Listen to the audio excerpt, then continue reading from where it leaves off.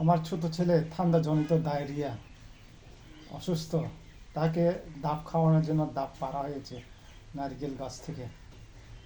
আমাদের বাড়ির মালিক নারকেল গাছ থেকে ডাব পেড়ে আমাদেরকে দুইটি দিল, সেটি এখন আমার ছোট ছেলেকে খাওয়াবো থেকে। এই যে ডাব খাওয়াবো।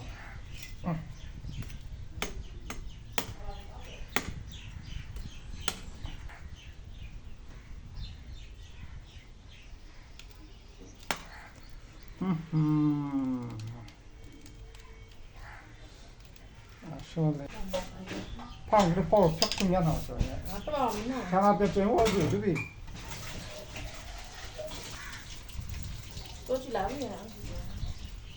ছেলে পা দিয়ে খাইতে চায় না, এই কারণে গ্লাসে ভরাবো, গ্লাসে করে তাকে অল্প অল্প খাওয়াবো।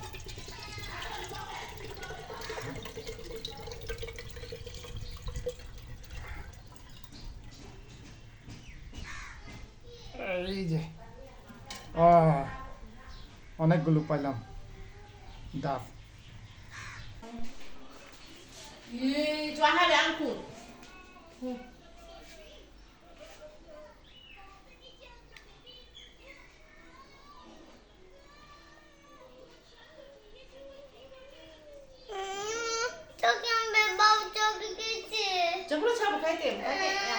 Good boy.